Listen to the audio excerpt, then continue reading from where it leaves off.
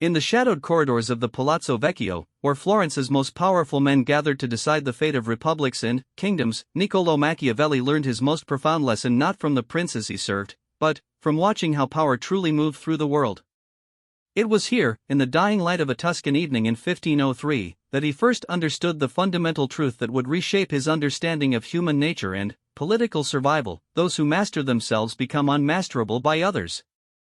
The revelation came while observing Cesare Borgia, the Duke of Valentinois, as he methodically dismantled his enemies not through brute force, but through patient observation, strategic waiting, and the systematic accumulation of leverage. Borgia had spent months watching his adversaries, noting their weaknesses, their desires, their fears. He waited for the precise moment when each piece of his grand design could fall into place. Most importantly, he had first conquered his own impulses, his own weaknesses, transforming himself into an instrument of pure will. Machiavelli documented this process with the clinical precision of a natural philosopher studying the movement of celestial bodies. What he discovered was a methodology that transcended mere political maneuvering. It was a complete system for the transformation of human weakness into unassailable strength. The secret lay not in the accumulation of external power alone, but in the prior destruction of one's internal vulnerabilities.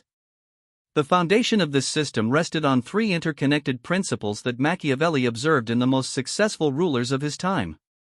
First, the discipline of patient observation, the ability to watch without acting, to gather intelligence while revealing nothing of one's own intentions. Second, the strategic patience to wait for optimal conditions, understanding that premature action often destroys more opportunities than inaction.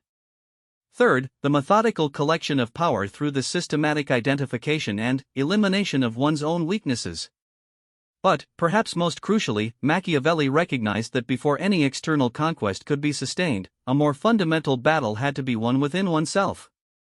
The weak self, driven by emotion, impulse, fear, and immediate gratification, had to be systematically destroyed and replaced with something harder, more resilient, and ultimately more effective. This internal transformation was not merely preparation for external success, it was the very foundation upon which all lasting power was built. Part 1: The Architecture of Observation. The young clerk who would become Florence's most penetrating analyst of power began his education not in the libraries of scholars, but in the antechambers of the powerful, where he learned that information was the currency of survival and advancement. In these spaces, where whispered conversations could topple governments and casual observations could mean the difference between elevation and execution, Machiavelli developed what would become his most essential skill: the ability to see without being seen, to understand without revealing understanding. The art of observation, as Machiavelli came to practice it, was far more sophisticated than mere surveillance. It was a comprehensive system for understanding the hidden mechanisms that drove human behavior, particularly the behavior of those who wielded or sought power. Every gesture, every word choice, every strategic silence contained information that could be decoded by those who knew how to look. More importantly, every revelation about others provided insight into the universal weaknesses that plagued all human beings, including oneself. During his missions to the courts of France and the Holy Roman Empire, Machiavelli refined his observational methodology into a precise instrument. He learned to identify the tells that revealed when a ruler was operating from strength versus when they were compensating for weakness. He catalogued the patterns that indicated when alliances were genuine versus when they were mere conveniences awaiting better opportunities. Most significantly, he began to recognize the internal states that produced external behaviors, understanding that the same psychological mechanisms that drove kings and emperors also operated within every human being. The discipline required for this level of observation demanded the systematic suppression of his own reactive tendencies. Machiavelli trained himself to remain internally still while externally engaged, to maintain a facade of appropriate response while his mind worked with the detached precision of a military engineer surveying a fortress. This internal discipline was itself a form of self-destruction, the elimination of the spontaneous, emotional responses that might betray his true thoughts or intentions. In the court of Louis XII, Machiavelli observed how the king's need for constant validation created predictable vulnerabilities that his advisors exploited for their own advancement. The pattern was clear: emotional needs created dependencies, dependencies created leverage points, and leverage points could be systematically activated by those who understood them.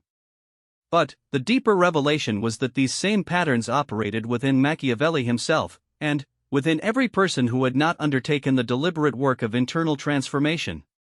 The methodology that emerged from these observations was ruthlessly systematic.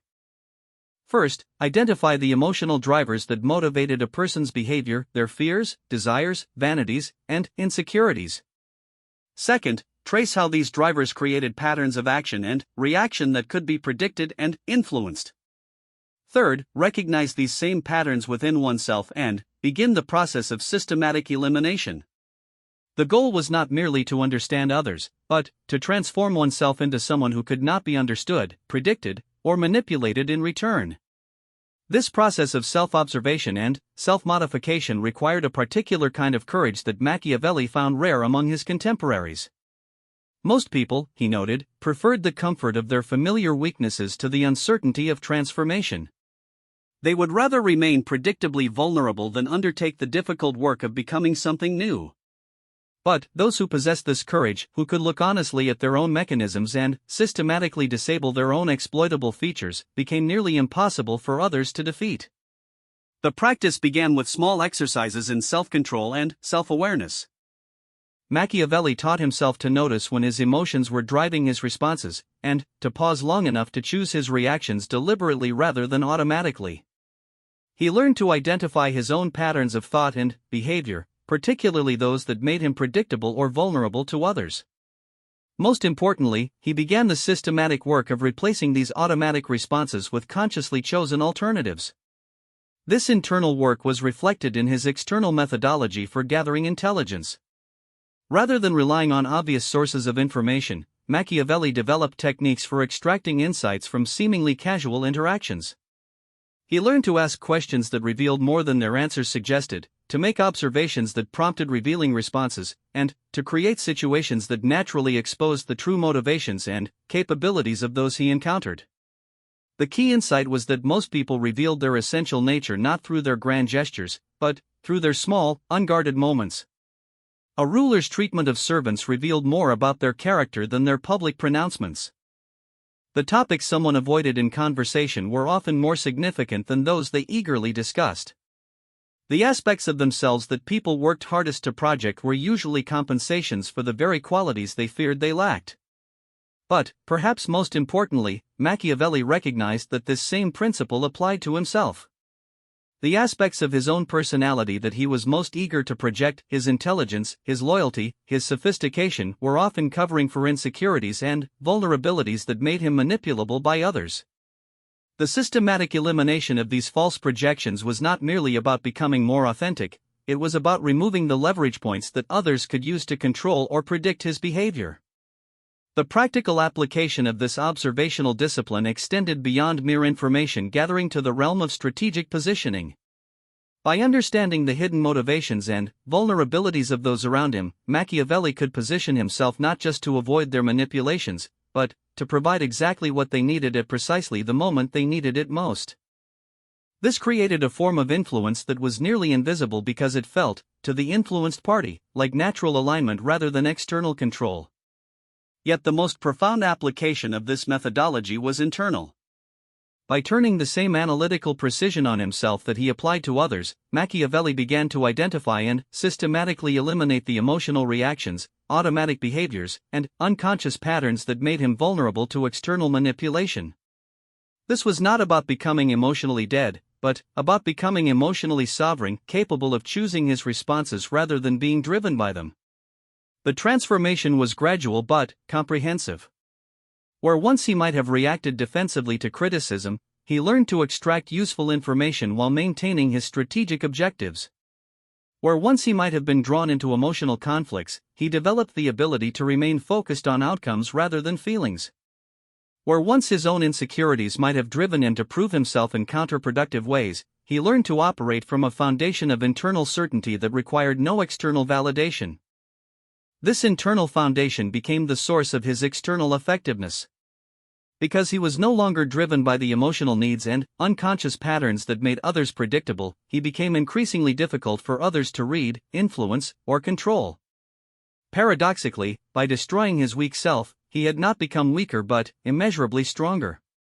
He had transformed himself from someone who could be easily manipulated into someone who was nearly impossible to defeat. Part 2, The Mastery of Strategic Patience. The second pillar of Machiavelli's methodology emerged from his observation of how the most successful rulers distinguished themselves not through their capacity for action, but through their ability to refrain from action until the optimal moment arrived. This strategic patience was far more than simple waiting. It was an active process of preparation, positioning, and accumulation that transformed delay from weakness into overwhelming strength. In 1506, while serving as Florence's second chancellor, Machiavelli witnessed Pope Julius II's campaign to reclaim the Papal States. What impressed him most was not the Pope's military prowess, but his willingness to spend years positioning his pieces before making his decisive moves. Julius had systematically weakened his enemies' alliances, accumulated political capital, secured military resources, and waited for the precise configuration of circumstances that would make his success not just possible, but inevitable. The patience required for this approach was qualitatively different from passive waiting. It demanded constant activity below the surface, gathering intelligence, building relationships, accumulating resources, and eliminating vulnerabilities while maintaining an external appearance of stability or even inaction. This created a profound asymmetry. While enemies and competitors focused on immediate visible threats, the truly strategic actor was systematically reshaping the entire landscape of possibility. Machiavelli recognized that most people failed at this level of strategic thinking because they confused activity with progress and immediate gratification with genuine satisfaction. They could not tolerate the tension of having capabilities they did not immediately deploy, or knowledge they did not immediately act upon. This impatience was a fundamental weakness that could be exploited by those who had mastered the discipline of strategic patience.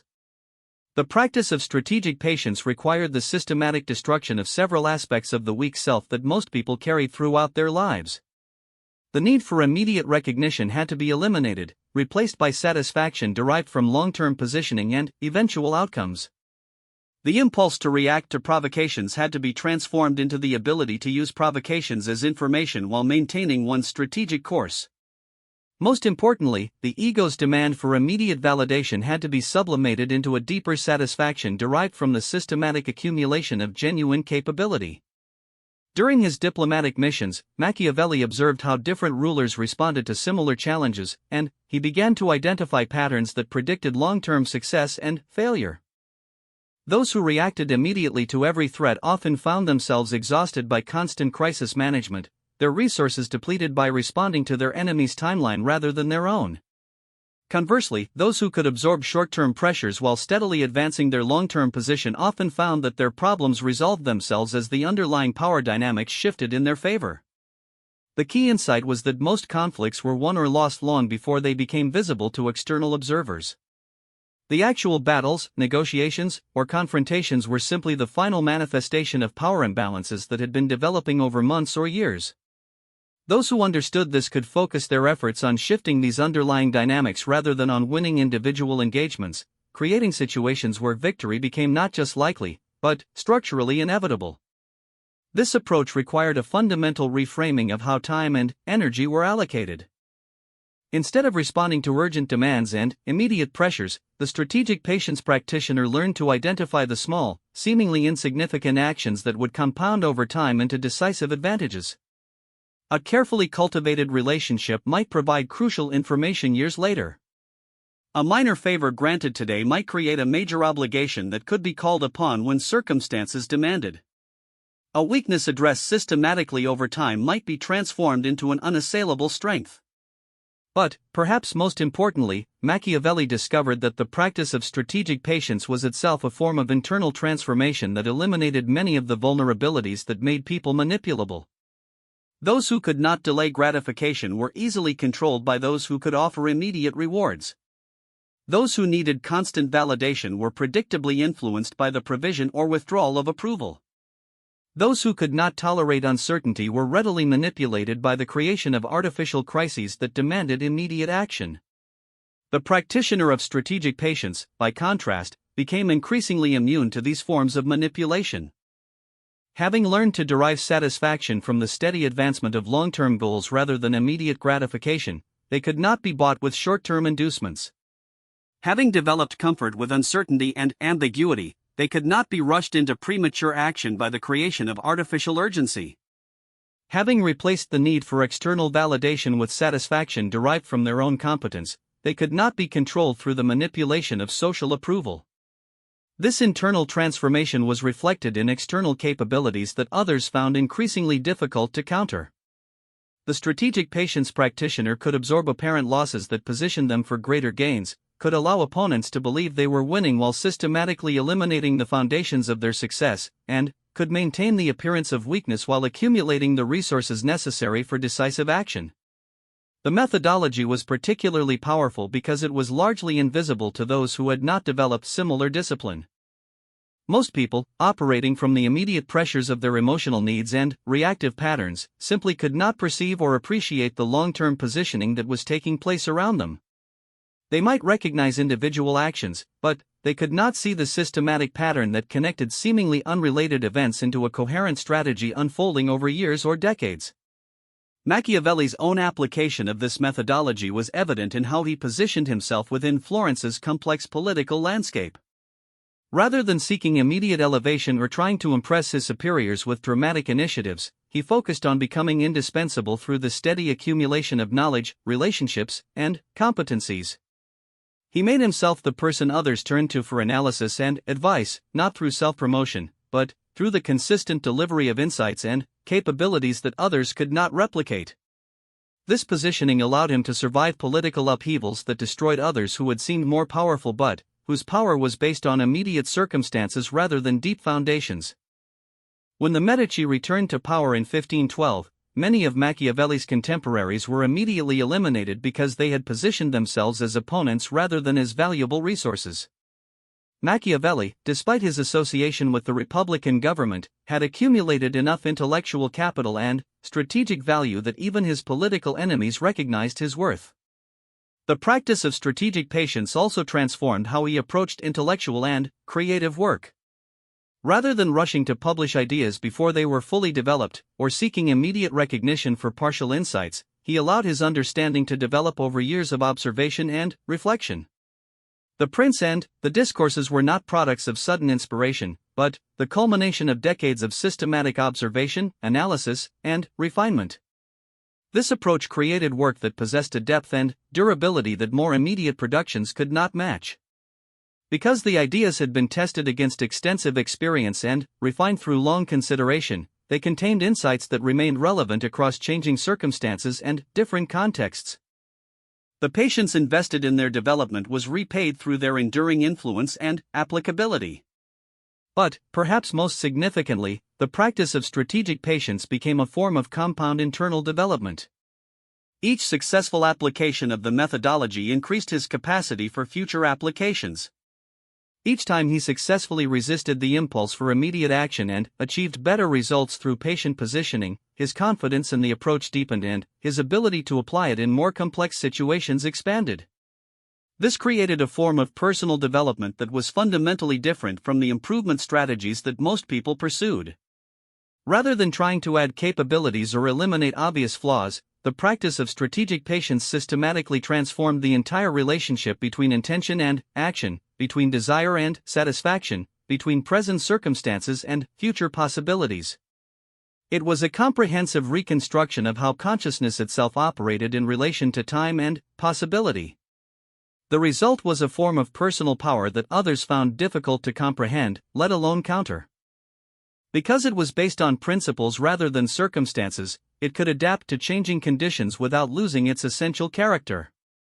Because it was founded on internal discipline rather than external resources, it could not be easily eliminated by changes in fortune or circumstance.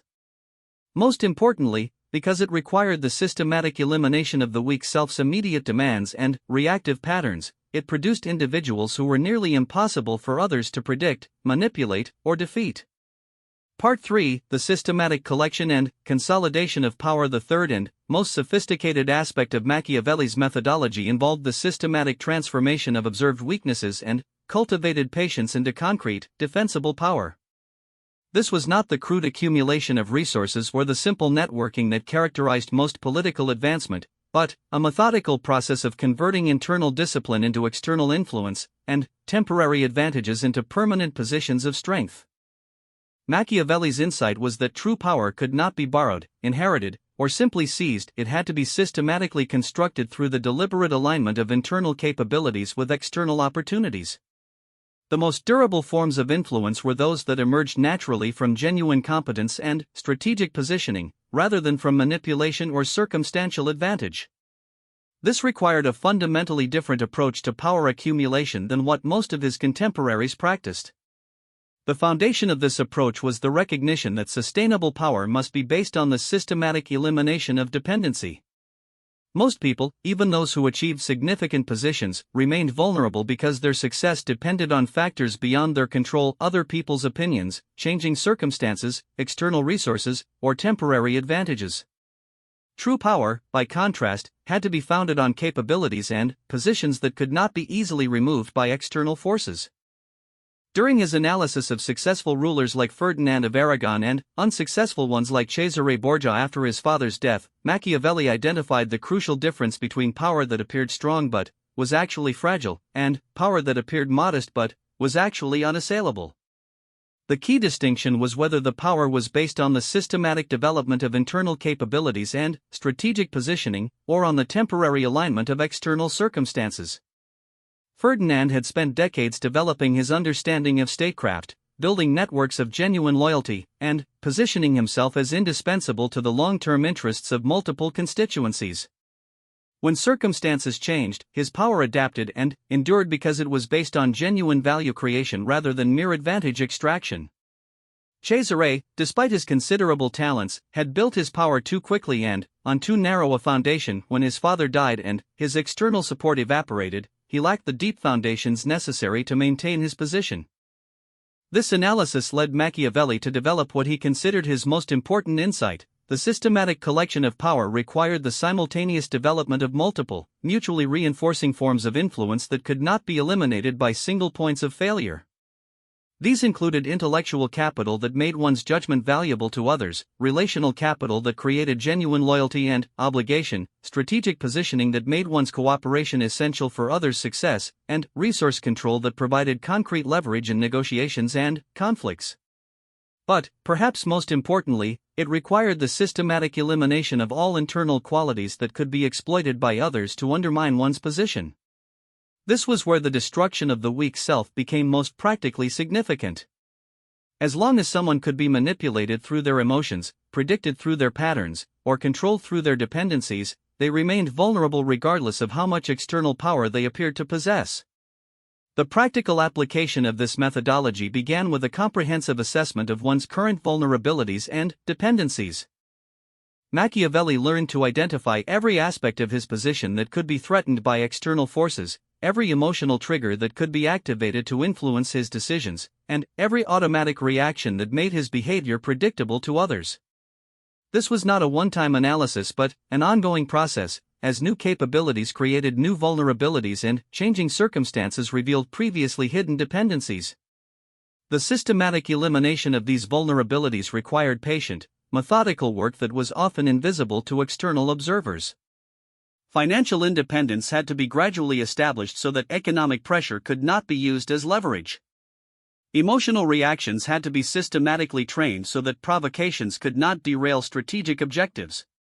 Professional competence had to be developed to levels that made replacement difficult or impossible.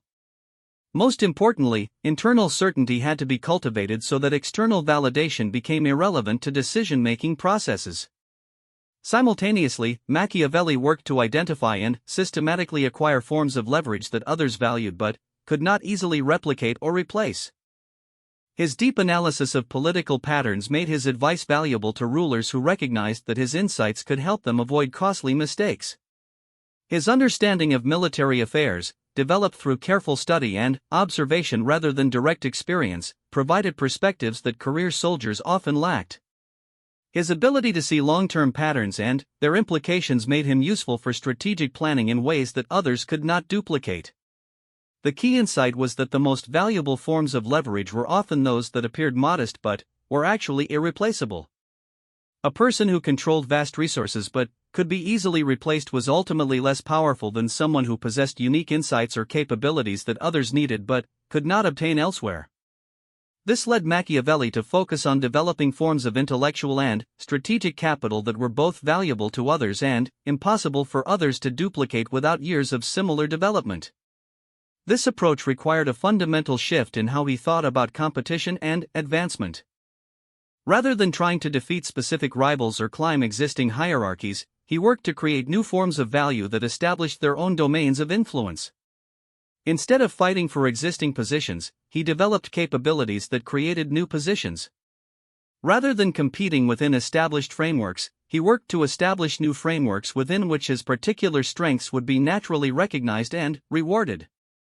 The methodology was particularly effective because it was largely cooperative rather than competitive. By focusing on creating genuine value for others rather than extracting value from them, Machiavelli built relationships and positions that were inherently stable because they were mutually beneficial.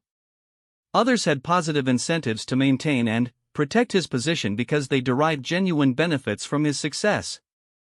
This approach also made his influence more difficult for potential rivals to undermine. Because his power was based on genuine competence and value creation rather than manipulation or advantage extraction, attacks on his position often appeared petty or destructive rather than constructive. Those who tried to replace him had to demonstrate not just that they could perform his functions, but that they could perform them better, a much higher standard that few could meet. The systematic nature of this approach meant that each new capability or position created opportunities for further development rather than simply achieving a static goal. Intellectual capital could be converted into relational capital through the provision of valuable insights to important people. Relational capital could be converted into strategic positioning through access to information and opportunities. Strategic positioning could be converted into resource control through the ability to influence important decisions. Resource control could be converted back into intellectual capital through the ability to invest in learning and development. This created a compound growth dynamic where each form of power reinforced and amplified the others, making the total influence far greater than the sum of its individual components. More importantly, it created a robust foundation that could survive the loss of any individual element because the remaining components could be used to rebuild what was lost. But, perhaps most significantly, this systematic approach to power collection and consolidation required and reinforced the destruction of the weak self that was the foundation of Machiavelli's entire methodology. The discipline required to build genuine capabilities rather than seeking shortcuts demanded the elimination of the ego's need for immediate gratification. The patience necessary to develop compound advantages required the destruction of emotional impatience and reactive patterns. The strategic thinking necessary to position oneself for long-term influence demanded the systematic elimination of short-term thinking and immediate emotional responses. The result was a form of personal transformation that was both the means and the end of the entire process. By systematically destroying the weak aspects of himself that could be exploited by others, Machiavelli had not only made himself more effective in the pursuit of external goals, but had fundamentally reconstructed his own consciousness into something more capable, more resilient, and more satisfied than what had existed before. This transformation was evident in his response to the various upheavals that marked his career. When the Republican government fell and he lost his position, he neither collapsed into despair nor engaged in futile resistance, but immediately began the process of adapting his capabilities to new circumstances. When he was briefly imprisoned and tortured on suspicion of conspiracy, he maintained his strategic thinking and used the experience to deepen his understanding of power dynamics rather than becoming consumed by resentment or fear. Most remarkably, when it became clear that his political career was effectively over, he transformed this apparent defeat into his greatest victory by channeling his accumulated knowledge and insights into written works that would influence political thinking for centuries. The very capabilities that had made him valuable as a diplomat and administrator, his analytical precision, his understanding of human nature, his ability to see patterns across different contexts, became the foundation for intellectual achievements that far exceeded what his political career might have accomplished. This final transformation revealed the ultimate secret of Machiavelli's methodology. By systematically destroying the weak self and replacing it with something harder, more capable, and more resilient, he had created a form of personal power that was ultimately independent of external circumstances. The man who had made himself impossible to destroy through internal weakness had also made himself capable of thriving regardless of external conditions.